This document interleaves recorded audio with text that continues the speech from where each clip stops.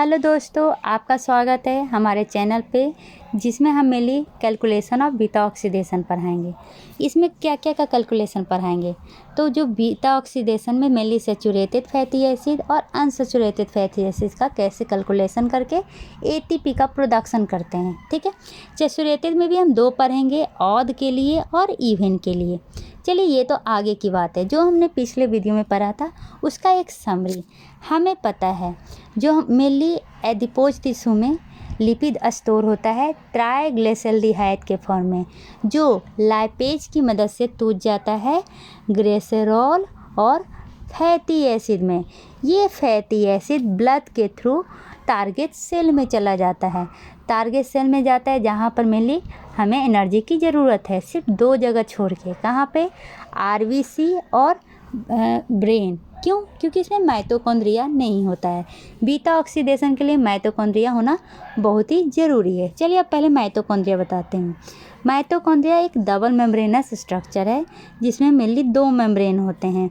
बाहर वाला को आउटर मेम्ब्रेन कहते हैं और अंदर वाला को इनर मेम्ब्रेन कहते हैं। आउटर मेम्ब्रेन और इनर मेम्ब्रेन के बीच में जो स्पेस होता है उसको इंटर मेम्ब्रेनस स्पेस कहते हैं और बीच में जो स्पेस है उसको मैट्रिक्स कहते हैं। ये जो बीटा ऑक्सीडेशन है वो मेनली मैट्रिक्स में होता है। ठीक है, तब हम जो हमारा फैटी एसिड ब्लड के थ्रू सेल में आया, साइटोप्लाज्म में आया है, उसको साइटोप्लाज्म से मैट्रिक्स तक ले जाना, यही हमारे फर्स्ट 3 स्टेप का क्या होता है, मेन एम होता है, गोल होता है। क्या? फैटी एसिड को, मतलब कि फैटी एसिड को अंदर कहाँ लेके जाना, मैट्रिक्स में जाना। तो फैटी एसिड किस फॉर्म में अंदर जाएगा? फैटी एसाइल कोएंजाइम ए के फॉर्म में। ठीक है, तो जो पहला स्टेप होता है वो साइटोप्लाज्म में होता है। तो मान लीजिए ये क्या है, आउटर मेम्ब्रेन है, ये इनर मेम्ब्रेन है। दोनों के बीच में जो स्पेस होता है उसको इंटर मेम्ब्रेनस स्पेस कहते हैं। इनर मेम्ब्रेन से अंदर जाएगा तो कहाँ जाएगा, मैट्रिक्स में। अब अभी हमारा जो फैटी एसिड पहुंचा है वो साइटोप्लाज्म में पहुंचा है। साइटोप्लाज्म में क्या होगा, फैटी एसिड का एक्टिवेशन होगा और ये बन जाएगा फैटी एसाइल कोएंजाइम ए। अब ये जो आउटर मेम्ब्रेन होता है वो fatty acid acetyl coenzyme A का परमिएबल होता है, तो इसको आराम से जाने देगा। लेकिन जो इनर मेम्ब्रेन है वो परमिएबल नहीं होता है। तो क्या होगा, तो एक हमारा यहाँ पर जो आउटर मेम्ब्रेन पे एक क्या पाया जाता है, एक एंजाइम पाया जाता है जिसको कहते हैं CPT1, कार्निटिन पारमितोयल ट्रांसफरेज 1। ये क्या करता है, एसाइल कोएंजाइम ए को कार्निटिन से जोड़ देता है और बना देता है एसाइल कार्निटिन। क्या बना देता है, एसाइल कार्निटिन। और जो कोएंजाइम है उसको फिर से वापस साइटोप्लाज्म में भेज देता है। यहाँ तक समझने में कोई प्रॉब्लम नहीं हुआ होगा। अब जो एसाइल कार्निटिन है वो क्या होता है, किसके मदद से, तो CAT, इसके मदद से ये चला जाता है मैट्रिक्स में। लेकिन हमें चाहिए तो चाहिए क्या, हमें चाहिए एसाइल कोएंजाइम ए। तो एक और एंजाइम है CPT2। ये क्या करता है, एसाइल कार्निटिन को तोड़ के एसाइल कोएंजाइम ए बना देता है और कार्निटिन को वापस भेज देता है। तो मेनली हमने कितने एंजाइम के बारे में पढ़े, 3 एंजाइम के बारे में, CPT1, CAT और CPT2। CPT1 कहाँ पे प्रेजेंट होता है, आउटर माइटोकॉन्ड्रियल मेम्ब्रेन में। इसका क्या काम है, एसाइल कोएंजाइम ए को एसिटाइल कार्निटिन में बदलना। CAT ये कहाँ प्रेजेंट होता है, इनर माइटोकॉन्ड्रिया में। ये क्या करता है, एसाइल कार्निटिन को मैट्रिक्स में ले जाता है। CPT2 ये भी इनर माइटोकॉन्ड्रिया में प्रेजेंट होता है। इसका 2 काम है, एसाइल कार्निटिन को एसाइल कोएंजाइम में चेंज करना और जो एक्स्ट्रा कार्निटिन है उसको वापस मेम्ब्रेनस स्पेस में भेजना ताकि वो और एसाइल को ला सके। ठीक है, यहाँ तक समझ में आ गया। अब क्या होता है, जब मैट्रिक्स में आ जाता है तो होता है बीटा ऑक्सीडेशन। जो पिछले वीडियो में बताया था, कोड था दिल्ही है दिल तेरा। ये 4 प्रोसेस बीटा ऑक्सीडेशन में होता है, डिहाइड्रोजिनेशन, हाइड्रेशन, डिहाइड्रोजिनेशन और थियोलाइसिस। जिससे मेनली अगर क्या है, इवन सैचुरेटेड है तो एसाइल कोएंजाइम ए का प्रोसेस बनाता है, और ऐसे ही बहुत सारे साइकिल होते हैं और बहुत सारा एसिटाइल कोएंजाइम ए को बनाता है। तो अब सीखते हैं कैलकुलेशन करना। मान लीजिए जो हमारा कार्बन है वो कितना है, 16 है आर की जगह, ठीक है। तो आर की जगह अगर 16 कार्बन है तो उसको क्या कहेंगे, पाल्मितोयल कोएंजाइम ए कहेंगे। तो ये चारों प्रोसेस से ये बीटा ऑक्सीडेशन में आ गया, ठीक है। और फिर ये फॉर्मेशन किया एसिटाइल कोएंजाइम ए को, और कितना कार्बन बच गया, अगर ये 16 कार्बन है तो 14 कार्बन बच गया, क्योंकि एसिटाइल कोएंजाइम 2 कार्बन को ले लेता है। अब ये 14 कार्बन फिर से ये बीटा ऑक्सीडेशन प्रोसेस करेगा और फिर से एसिटाइल कोएंजाइम ए बनेगा, और फिर बच जाएगा कितना कार्बन, तो अब बच जाएगा 12 कार्बन। 12 कार्बन फिर से जाएगा स्टार्टिंग से और फिर से बीटा ऑक्सीडेशन। तो ऐसे करने में बहुत ही ज़्यादा टाइम लग जाता है। तो कम टाइम के लिए एक फार्मूला हुआ है, जैसे कि कार्बन 16 है तो इसको एन मान लिए हैं, ठीक है। कलर चेंज कर देती हूँ, सेम लग रहा है।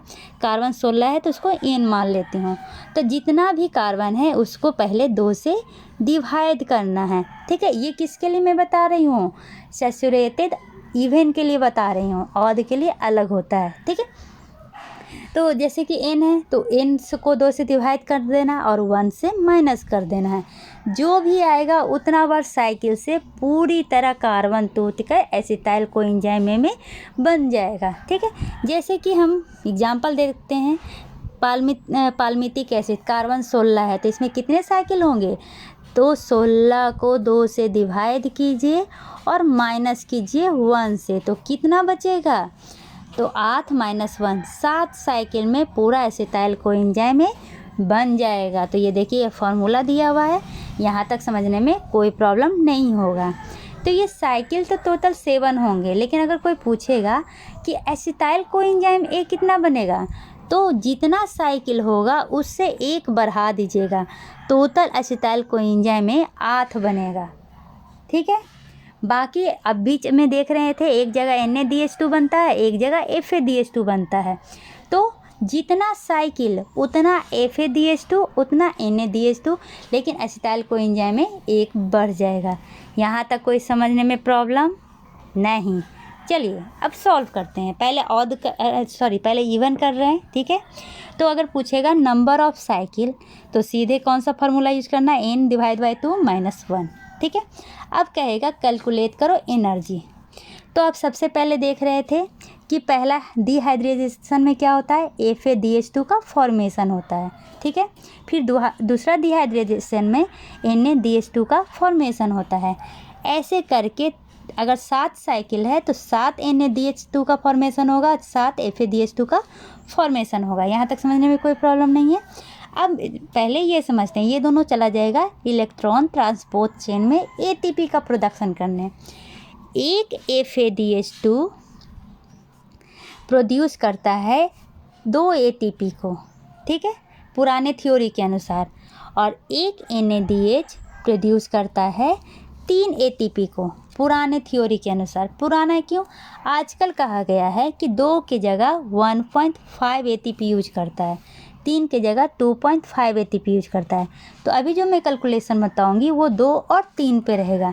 तो आप देखिएगा कैलकुलेशन करके कि वहाँ पर कौन सा दिया हुआ है, ओल्ड कंसेप्ट दिया हुआ है या न्यू कंसेप्ट। ओल्ड कंसेप्ट दिया हुआ है तो मल्टीप्लाई कीजिएगा 2 और 3 से, और न्यू कंसेप्ट दिया हुआ है तो मल्टीप्लाई कीजिएगा 1.5 और 2.5 से, ठीक है। तो मैं ओल्ड से लेके चलती हूँ।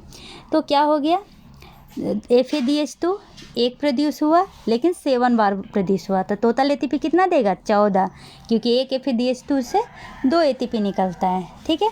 वैसे NaDH 3 ATP दिया, कितना बार हुआ, 7 बार निकला, क्योंकि 7 साइकिल हुआ, तो ये हो जाएगा 21, ठीक है। एसिटाइल कोएंजाइम में क्रेब साइकिल में जाएगा, ठीक है। तो एक क्रेब साइकिल में 12 ATP प्रोड्यूस होता है, ठीक है। तो 12 से 8 को गुना कर देंगे, 8 क्यों आया ये तो समझ में आ गया, ठीक है। तो उससे पूरा अगर मल्टीप्लाई करेंगे तो हो जाएगा 96। तो टोटल कितने ATP हुए, 131 ATP। क्या ये रियल सही है, नहीं। याद कीजिए, स्टार्टिंग में जब फैटी एसिड का एक्टिवेशन हो रहा था तो फैटी एसिड चेंज हो जाता है फैटी एसाइल कोएंजाइम ए में। तो इसमें क्या होता है, ATP AMP में बदल जाता है। तो इसमें मेनली 2 ATP का यूज होता है। तो यहाँ पर -2 करेंगे तो ओवरऑल कितना हुआ, 129 ATP का प्रोडक्शन हुआ। समझ में आया। 16 कार्बन से कितने 16 कार्बन और फैटी एसिड से मेनली 129 ATP का प्रोडक्शन होता है। ठीक है, चलिए अब अगला आते हैं। 2 एग्जांपल लेते हैं तो ज़्यादा समझ में आएगा। ये एग्जांपल आप समझिए। ठीक है, कार्बन इसमें कितना है, 20। इसका दूसरा नाम कहते हैं स्टेरिक एसिड। हमें नंबर ऑफ साइकिल निकालना है। फार्मूला क्या था, याद कीजिए। हाँ, N/2 - 1। तो कितने साइकिल होंगे, नंबर ऑफ साइकिल पूछेगा तो 20/2 = 10, 10 - 1 टोटल साइकिल हो जाएंगे 9। ये समझने में कोई प्रॉब्लम नहीं है। पहला क्वेश्चन का आंसर हो गया। दूसरा, कितने FADH2 प्रोड्यूस होंगे, जितना साइकिल उतना FADH2, तो 9। ठीक है, कितने NADH2 होंगे, जितने साइकिल उतना NADH2, 9। लेकिन एसिटाइल कोएंजाइम में क्या था, स्टार्टिंग में भी प्रोड्यूस होता है, लास्ट में जो बच जाता है वो भी होता है, तो एक ज़्यादा 10। कोई प्रॉब्लम। यही देखिए यहाँ पे आपको कंफ्यूज किया है कि 9 मिलेगा या 10, तो हमारा आंसर क्या होगा, 10। समझ में आ गया। अब देखिए, अब कुछ सबको मल्टीप्लाई किए कैसे, तो 9 को मल्टीप्लाई करेंगे 2 से FADH2 में, NADH2 में 3 से मल्टीप्लाई करेंगे, एसिटाइल कोएंजाइम में 12 से मल्टीप्लाई करेंगे, तो टोटल कितना होगा 165। तो क्या ये आंसर है, नहीं। पहला जो एक्टिवेशन ऑफ फैटी एसिड में 2 ATP का यूज हुआ था उसको इससे माइनस कर देंगे। तो सही आंसर हमारा क्या है, 163। हुर्रे, ये वाला सॉल्व हो गया। चलिए अब अगले टॉपिक पे आते हैं। क्या है, सैचुरेटेड का ही ऑड नंबर। अभी हम क्या पढ़ रहे थे, इवन नंबर। ऑड नंबर और इवन नंबर लगभग बराबर है, सिर्फ एक चीज़ सीखना है। ठीक है, ऑड नंबर में क्या करते थे, -1 करते थे। इवन नंबर में क्या करेंगे, -1.5 करेंगे। बाकी सारा प्रोसेस सेम होगा, सिर्फ 2 जगह अलग होगा, वो मैं बताऊंगी। ठीक है, चलिए पहले नंबर ऑफ साइकिल निकालते हैं। नंबर ऑफ साइकिल निकालने के लिए क्या करना है, N/2 - 1.5। ठीक है, यहाँ तक समझने में कोई प्रॉब्लम नहीं है। चलिए, अगर 17 साइकिल है तो 17 / 2 कितना होगा, आदमी 16, 8.5 होगा। ठीक है, अब इसको -1.5 करेंगे तो कितना बचेगा, 7। तो हमारा साइकिल कितना होगा, 7 टाइम्स होगा। चलिए और एग्जांपल देखते हैं। 19 रखते हैं तो 19 को 2 से डिवाइड करेंगे तो कितना होगा, 9 दूनी 18, 9.5 होगा। इसको हम माइनस करेंगे 1.5 से, तो कितना बचेगा, 0। यहाँ पर कितना, 8। ठीक है, मतलब 8 टाइम्स होगा नंबर ऑफ साइकिल। तो नंबर ऑफ साइकिल निकालने में कोई भी प्रॉब्लम नहीं है। अब क्या बताया था, जितना नंबर ऑफ साइकिल उतना ही FADH2 और उतना ही NADH2। यहाँ तक कोई प्रॉब्लम नहीं है। अब दिमाग लगाइए, अब क्या हो रहा है, ब्रेकडाउन हो रहा है। तो एसिटाइल कोएंजाइम में तो मिल रहा है, लेकिन जो लास्ट ब्रेकडाउन होगा, जैसा कि ये क्या है, ऑड नंबर है, तो लास्ट का जो होगा वो 2 कार्बन का ना होके 3 कार्बन का होगा। तो इसलिए इसमें 7 एसिटाइल कोएंजाइम होता है, और जो एक लास्ट वाला होता है उसको कहते हैं सक्सिनाइल कोएंजाइम A। नहीं समझ में आया, समझाती हूँ। चलिए पीछे वाला प्रोसेस में आ जाते हैं। देखिए, जैसे कि मान लेते हैं ये क्या है, कार्बन 17 है। ठीक है, तो कार्बन 17 का ये चारों प्रोसेस हुआ, तो 2 एसिटाइल कोएंजाइम में निकल गया और बच गया 15। ठीक है, 15 से 2 निकल गया, बच गया 13। 13 से 2 एसिटाइल कोएंजाइम में निकल गया कार्बन का, बच गया 11। 11 से 2 निकल गया, बच गया 9। 9 से 2 निकल गया, बच गया 7। 7 से 2 निकल गया, बच गया 5। 5 से 2 निकल गया, बच गया 3। अब 3 से तो 2 निकलेगा नहीं क्योंकि एक रहेगा नहीं, तो इसीलिए कहा जाता है कितने, जितना है साइकिल उतना असाइल कोएंजाइम ही होगा, और जो लास्ट में एक बचेगा वो हो जाएगा सक्सिनाइल कोएंजाइम A। ऐसा उसके साथ नहीं होता था, किसके साथ, 16 वाला या इवेन के साथ, उसके साथ क्या होता था, यहाँ पे 2 बचता था और ये भी क्या कहलाता था, एसाइल कोएंजाइम में कहलाता था। समझने में कोई प्रॉब्लम? तो यहाँ पर क्या होंगे, याद रखिएगा, सैचुरेटेड ऑड में क्या होगा, तो सैचुरेटेड ऑड में होगा जितना टाइम्स होता है साइकिल का उतना ही टाइम्स होगा एसिटाइल कोएंजाइम ए का। सिर्फ जो एक बढ़ा है वो क्या हुआ है, सक्सिनाइल कोएंजाइम ए। यहाँ तक समझने में कोई प्रॉब्लम नहीं है। एसिटाइल कोएंजाइम में क्रेब्स साइकिल में जाके 12 एटीपी देता है, लेकिन सक्सिनाइल कोएंजाइम में याद कीजिए आधा प्रोसेस के बाद सक्सिनाइल कोएंजाइम में था, ये सिर्फ 6 एटीपी देगा। तो अब बस कैलकुलेशन कर लीजिए। तो अगर माइंड में अगर याद रखना रहेगा तो क्या रखना रहेगा, अगर इवेन है तो जितना नंबर ऑफ साइकिल है उतना ही FADH2, उतना ही NADH2 और उससे एक ज़्यादा एसिटाइल कोएंजाइम में हो जाएगा। लेकिन अगर ऑड है तो जितना FADH2 और उतना ही NADH2 रहेगा, लेकिन एसिटाइल कोएंजाइम में क्या होगा, एक निकल जाएगा सक्सिनाइल कोएंजाइम में, मतलब कि एसिटाइल भी उतना ही रहेगा, सिर्फ एक जो बढ़ा है जो एसिटाइल ना होके सक्सिनाइल है, और सक्सिनाइल का याद रखिएगा 6 एटीपी देता है। कैलकुलेशन करते हैं, एक FADH2 को 7 से मल्टीप्लाई किए, NADH2 को 7 से मल्टीप्लाई किए, एसिटाइल कोएंजाइम को 7 से मल्टीप्लाई किए और कितना 12 एटीपी, और सक्सिनाइल को 6 से मल्टीप्लाई किए, टोटल हो गया 125। यहाँ पर एक और लोचा होता है, ये लोचा याद रखिएगा।